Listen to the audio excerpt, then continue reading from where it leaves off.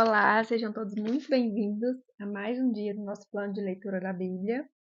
Hoje nós estamos no dia 12 e faremos a leitura dos capítulos 37 a 39 do livro de Gênesis. Então vamos lá. Capítulo 37. Os sonhos de José. Jacó habitou na terra de Canaã, onde seu pai tinha vivido como estrangeiro. Essa é a história da família de Jacó. Quando José tinha 17 anos, pastoreava os rebanhos com seus irmãos. Ajudava os filhos de Bilá e os filhos de Zilpa, mulheres de seu pai, e contava ao pai a má fama deles. Ora, Israel gostava mais de José do que de qualquer outro filho, porque ele havia nascido em sua velhice. Por isso mandou fazer para ele uma túnica longa. Quando seus irmãos viram que o pai gostava mais dele do que de qualquer outro filho, odiaram-no e não conseguiram falar com ele amigavelmente. Certa vez José teve um sonho, e quando o contou aos seus irmãos, eles passaram a odiá-lo ainda mais. Ouçam o sonho que tive, disse-lhes. Estávamos amarrando os feixes de trigo no campo, quando o meu feixe se levantou e ficou em pé, e os seus feixes se ajuntaram ao redor do meu e se curvaram diante dele. Seus irmãos lhe disseram: Então você vai reinar sobre nós? Quer dizer que você vai nos governar? E o odiaram ainda mais, por causa do sonho e do que tinha dito. Depois teve outro sonho e os contou aos seus irmãos. Tive outro sonho, e dessa vez o sol, a lua e 11 estrelas se curvaram diante de mim. Quando o contou ao pai e aos irmãos, o pai o repreendeu e lhe disse: Que sonho foi esse que você teve? Será que eu e sua mãe e seus irmãos viremos a nos curvar até o chão diante de você? Assim seus irmãos tiveram ciúmes dele, o pai, no entanto, refletia naquilo. Vendido pelos irmãos. Os irmãos de José tinham ido cuidar dos rebanhos do pai, perto de Siquém, e Israel disse a José: Como você sabe, seus irmãos estão apacentando os rebanhos perto de Siquém. Quero que você vá até lá. Sim, senhor, respondeu ele. Disse-lhe o pai: Vá ver se está tudo bem com seus irmãos e com os rebanhos, e traga-me notícias. Jacó o enviou quando estava no vale de Hebrom. Mas José se perdeu quando se aproximava de Siquém. Um homem o encontrou vagueando pelos campos e lhe perguntou: Que é que você está procurando? Ele respondeu: Procuro meus irmãos. Pode me dizer onde eles estão apacentando os rebanhos? Respondeu o homem: Eles já partiram daqui. Eu os ouvi dizer: Vamos para Dotã. Assim José foi em busca de seus irmãos e os encontrou perto de Dotã. Dotá. Mas eles o viram de longe e antes que chegasse planejaram matá-lo. Lá vem aquele sonhador, diziam uns aos outros. É agora, vamos matá-lo e jogá-lo num desses poços e diremos que um animal selvagem o devorou. Veremos então o que será dos seus sonhos. Quando Rúben ouviu isso, tentou livrá-lo das mãos deles, dizendo: Não lhe tiremos a vida, e acrescentou: Não derramem sangue, joguem-no naquele poço no deserto, mas não toquem nele. Rúben propôs isso com a intenção de livrá-lo e levá-lo de volta ao pai. Chegando José, seus irmãos lhe arrancaram a túnica longa, agarraram-no e o jogaram no poço, que estava vazio e sem água. Ao se assentarem para comer, viram ao longe uma caravana de ismaelitas que vinha de Gileade. Seus camelos estavam carregados de especiarias, bálsamo e mirra que eles levavam para o Egito. Judá disse então a seus irmãos: Que ganharemos se não matarmos o nosso irmão e escondermos o seu sangue? Vamos vendê-lo aos ismaelitas. Não tocaremos nele, afinal é nosso irmão, é nosso próprio sangue. E seus irmãos concordaram. Quando os mercadores ismaelitas de Midian se aproximaram, seus irmãos tiraram José do poço e o venderam por 20 peças de prata aos ismaelitas, que o levaram para o Egito. Quando Rúben voltou ao poço e viu que José não estava lá, rasgou suas vestes e, voltando aos seus irmãos, disse: O jovem não está lá, para onde irei agora? Então eles mataram um bode, mergulharam no sangue a túnica de José e a mandaram ao pai com este recado: Achamos isto. Veja se é a túnica de teu filho. Ele a reconheceu e disse: É a túnica do meu filho. Um animal selvagem o devorou. José foi despedaçado.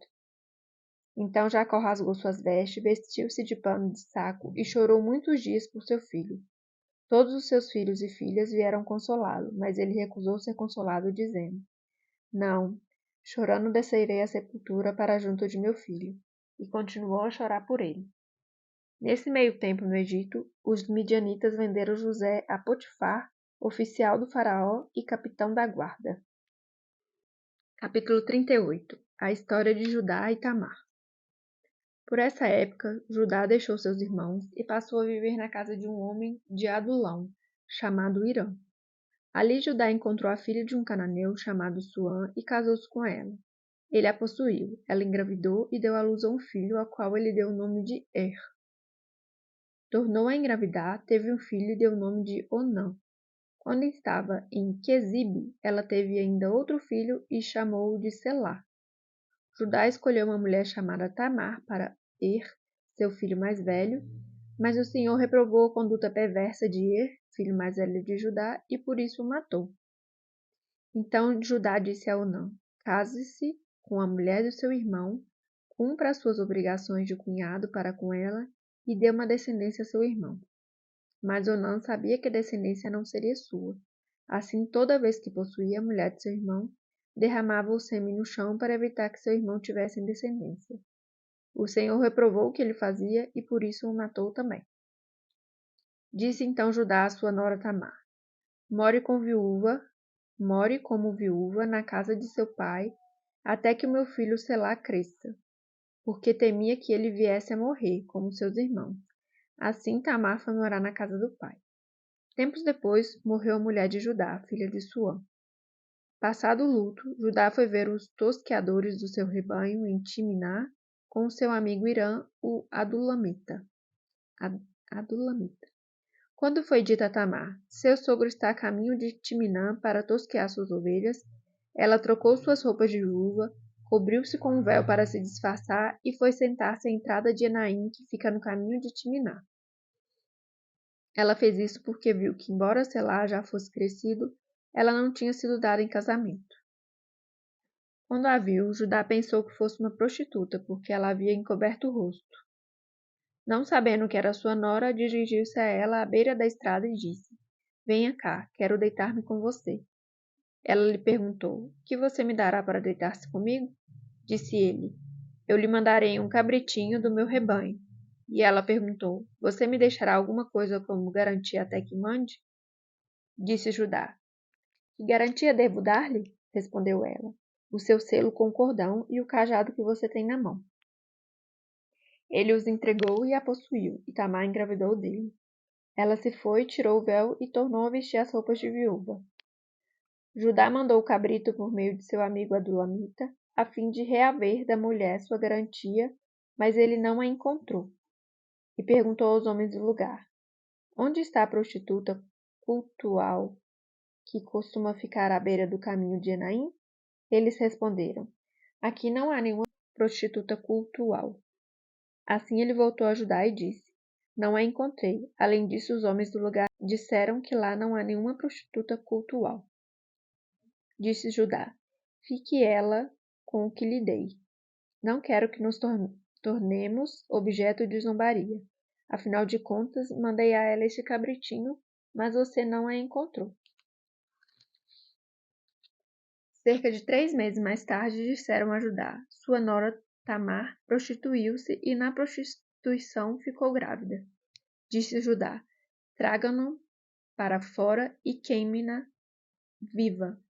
Quando ela estava sendo levada para fora, mandou o seguinte recado ao sogro: Estou grávida do homem que é dono dessas coisas. E acrescentou: Veja se o Senhor reconhece a quem pertence esse selo, este cordão e este cajado. Judá os reconheceu e disse: Ela é a mais justa do que eu, pois eu devia tê-la entregue a meu filho Selá. E não voltou a ter relações com ela. Quando lhe chegou a época de dar à luz, havia gêmeos em seu ventre. Enquanto ela dava à luz, um deles pôs a mão para fora. Então a parteira pegou um fio vermelho e amarrou o pulso do menino, dizendo: Este saiu primeiro. Mas quando recolheu a mão, seu irmão saiu e ela disse: Então você conseguiu uma brecha para sair. E deu-lhe o nome de Pérez. Depois saiu seu irmão, que estava com o fio vermelho no pulso, e foi-lhe dado o nome de Zerá. Capítulo 39. José é assediado pela mulher de Potifar. José havia sido levado para o Egito, onde o egípcio Potifar oficial do faraó e capitão da guarda, comprou-o dos ismaelitas que o tinham levado para lá. O Senhor estava com José, de modo que este prosperou e passou a morar na casa do seu senhor egípcio. Quando este percebeu que o Senhor estava com ele e o que o fazia prosperar em tudo o que realizava, agradou-se de José e tornou-o o administrador de seus bens. Potifar deixou a seu cuidado a sua casa e lhe confiou tudo o que possuía. Desde que o deixou cuidando de sua casa e de todos os seus bens, o Senhor abençoou a casa do egípcio por causa de José. A bênção do Senhor estava sobre tudo o que Potifar possuía, tanto em casa como no campo.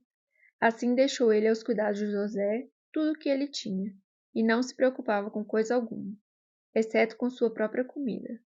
José era atraente e de boa aparência, e depois de certo tempo, a mulher de seu senhor começou a cobiçá-lo e o convidou.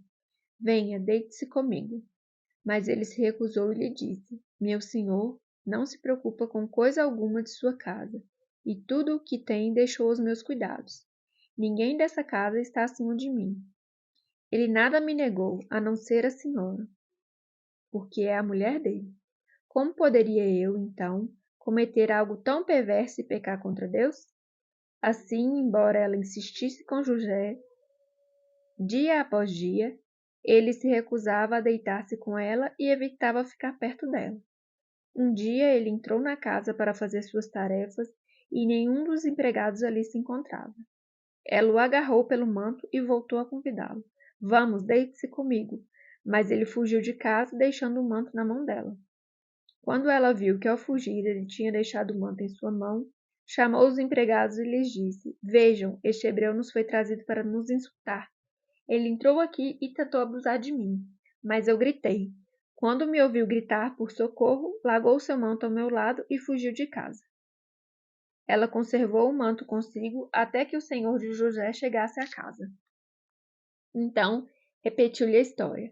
Aquele escravo hebreu que você nos trouxe aproximou-se de mim para me insultar, mas quando gritei por socorro, ele largou seu manto ao meu lado e fugiu. Quando o seu senhor ouviu o que a sua mulher lhe disse, foi assim que o seu escravo me tratou. Ficou indignado, mandou buscar José e lançou-o na prisão em que eram postos prisioneiros do rei. José ficou na prisão, mas o Senhor estava com ele e o tratou com bondade, concedendo-lhe a simpatia do carcereiro. Por isso o carcereiro encarregou José de todos os que estavam na prisão, e ele se tornou responsável por tudo o que lá sucedia. O carcereiro não se preocupava com nada do que estava a cargo de José, porque o Senhor estava com José e lhe concedia bom êxito em tudo o que realizava. Finalizamos então mais um dia do nosso plano de leitura da Bíblia. Muito obrigada pela companhia. Até amanhã e fiquem com Deus. Tchau, tchau.